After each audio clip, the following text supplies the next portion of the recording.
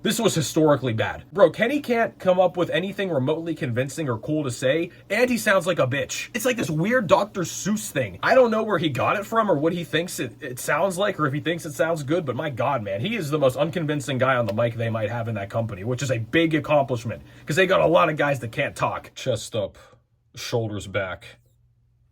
Do I say that on this channel? I don't even remember anymore. Welcome to Revival Wrestling, everybody, where I have better wrestling takes than you, and you know it. I just have to talk about this segment. I don't know if you guys saw that. I'm not sure what percentage of you watch AEW and which percentage of you don't. The Kenny Omega Chris Jericho segment they just had last night, which I didn't even see it live. I watched a highlight online. It was, what do they call themselves? The Golden Jets, which is a terrible name for a tag team. Kenny at one point in the promo even called them the Winnipeg Jets, because I guess that's where they got their name from. And he's like, oh, I'm sorry. Not the Winnipeg Jets, the Golden Jets. You know, Kenny talks. Just, dude, they're talking to, because they're the new #1 tag contenders to Ricky Starks and Big Bill. It's ridiculous, man. Dude, this was one of the worst promo displays you could ever watch. Like, if you're an aspiring young wrestler and you're about to go into, like, class, you need to study Kenny Omega's promo tape for what not to do, because he sucks. So of all the guys in this segment, the two that can really talk are Ricky Starks, right? We know that he's very good on the microphone. He's a very charismatic dude. He's very young too, at least in relation to Jericho. And Jericho, right? I mean, Jericho has always been able to cut a good promo. I can't even repeat some of the stuff they said. Like, you have to watch this segment to really grasp how bad it was. You can find it on AEW's YouTube channel. And even there, right, on AEW's home turf, a lot of people were like, this is really bad. Of course, there's plenty of fanboys that are like, the Golden Jets are amazing. It's like, okay, sure, dude. Dude, this was, basically, I call it, it was open mic night for Kenny and Jericho. Jericho can speak confidently, but he was just doing these corny-ass dad jokes. He's like, we need a name for this tag team, because Ricky and Bill don't have a formal name, and that's kind of the gimmick they're going with now. And Jericho's like, we got to give him a name, right? And he's like, how about this one? He combined their names and was like, what if we called them Big Billy Stark?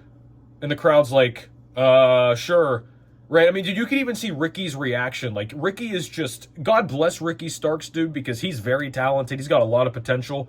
You can tell he's long been mentally checked out of AEW, but even in these promos now, dude, he's just, you can see on his face, he's like, I have to deal with this. Maybe Ricky Starks could do the CM Punk route and punch somebody in the face backstage and get released quicker. I think Ricky wants to, he doesn't have the pedigree that Punk does, right? So he's probably got to play it nice before he goes to WWE, but he'll go to WWE without a doubt. Because he's friendly with Punk and Jade, and I think, did somebody say The Undertaker he knew at one point? I'm not entirely sure, but Ricky is gone. Rightfully so, because he deserves way better. But Jericho is just going through these corny dad jokes. And then Kenny's on the mic, and, you know, he's just, dude, I don't know what it is about Kenny Omega, because in the ring, I think he's solid. You know, people say, like, he sucks at everything, and, you know, they don't like his style, the Jim Cornette's, where he's like, oh, he's doing the knee lifts. I think Kenny's moveset is pretty good. He's fast, he's agile, he's pretty strong. I think the V-trigger looks good. I don't have a problem with him in the ring, besides maybe the psychology that he lacks.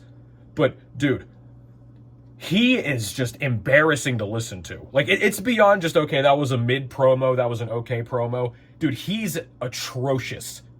He needs to never be near a microphone again. I see why they put him with Don Callis during his heel run. And even then, man, like, I think back on it, I don't think I've ever heard Kenny cut a good promo. I don't think I've ever heard him cut one promo when I was like, wow, like, that got me excited for a match or an angle.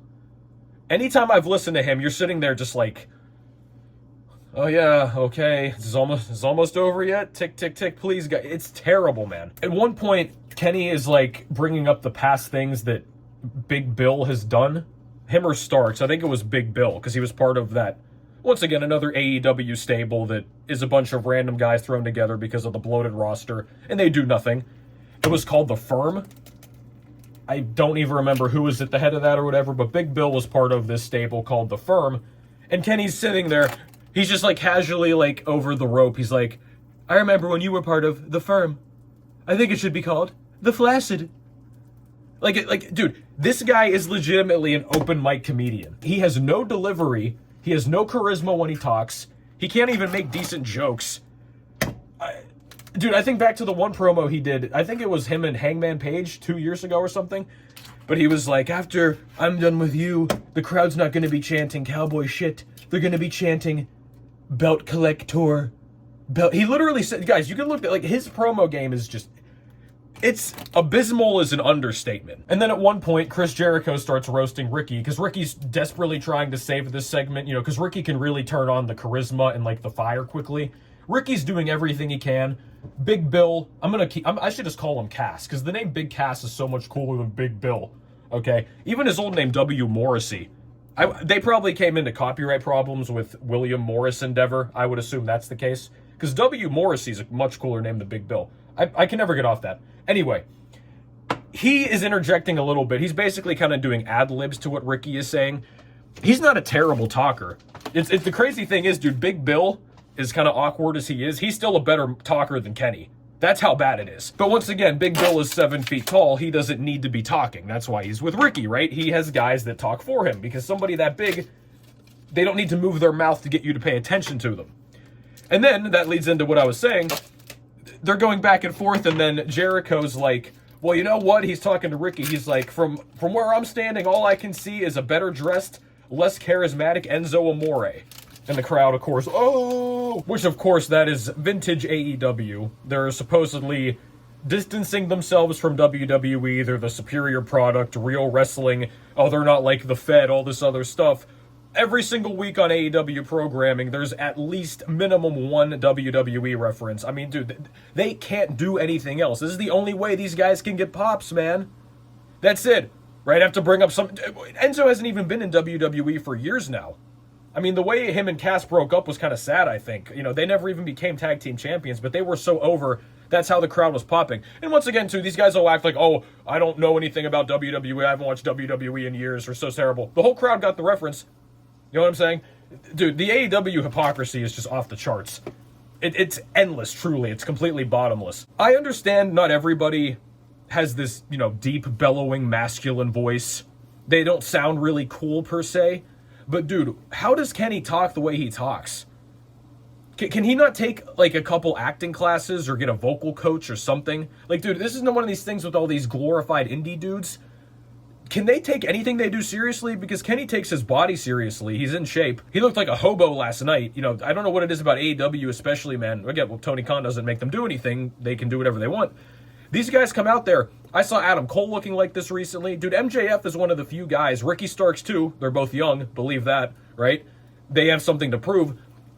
They both take their appearance very seriously. They're in the gym. They're always clean cut. They got the haircut, the beard, fashion, whatever it is, right? Kenny comes out there in a scraggly t-shirt, hair all up in a bun. He looks like a freaking housewife who's trying to raise 3 kids at a time.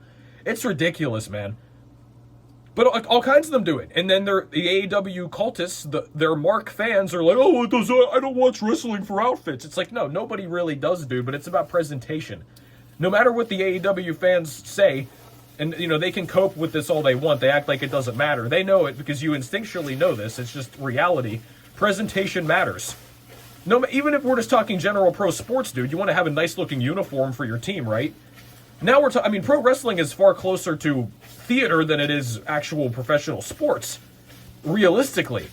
It's just amazing, man. Like, you see these wrestlers now, hair's all screwed up, they look old as hell, they look scraggly, they don't hit the gym for extended periods. It looks like they pulled these guys out of the crowd, dude. It's ridiculous. But Kenny's voice, man, he's got this, dude, Cornette grills him, rightfully so, with the way he talks. He's completely correct about it. Kenny's got this flowy thing he does when he speaks. I'm going to kick your ass. And the ring that you grab is made of brass. You know, it's like this weird Dr. Seuss thing. I don't know where he got it from or what he thinks it sounds like or if he thinks it sounds good, but my God, man, he is the most unconvincing guy on the mic they might have in that company, which is a big accomplishment because they got a lot of guys that can't talk. The thing is, dude, at least a lot of these guys that cut boring promos, at least they can kind of put some oomph into it and get their, you know, they say boring things, but it's like, okay, at least the voice is sort of there. Bro, Kenny can't come up with anything remotely convincing or cool to say, and he sounds like a bitch. How are you going to hang in the ring with the cleaner? And then at the end of the promo, dude, he goes, well, much like those tag team titles you have on your shoulders, that you're going to have to bid adieu, I shall now bid the crowd. And it's like, bro, shut up. Like I said, man, I don't want to dislike Kenny because I enjoy him in the ring. I think he's talented in that regard. But every time this guy picks up a mic, his stock just plummets, man. He is just, whew. I mean, it's been bad for a while now, but, you know, he's had Callis and other guys around him to kind of make it better. But this right here, especially because Jericho was playing buddy-buddy, goofy, silly with him, this was historically bad. I highly encourage you to watch this segment if you haven't seen it because I can't do it justice. Nobody reviewing it can do it justice. Sit there and watch the entire video and not twitch or shake or click away. That should be a new challenge. Try not to cringe or click away from a Kenny Omega promo because, my God, that was terrible. All I hope is that Ricky and Big Bill go over Kenny and Chris Jericho. I hope the veterans put over the younger guys, which I think they will. Jericho puts over a lot of younger talent. Kenny seems to as well. So that's fine. Now, granted, if Ricky's contract is up in 2024, I think he's out of there. Unless Tony gives him a ton of money, which Tony probably will, because Tony just plays with his dad's money all day. I just want Ricky to go where he's really appreciated and can do well. I wouldn't even be mad if WWE re-signed Big Cass, dude, because he's got a look. He's charismatic in his own odd way. Like, it can work. I don't know, but just Kenny, my God. Like, I can't even talk anymore about how bad this was. Just please go watch it.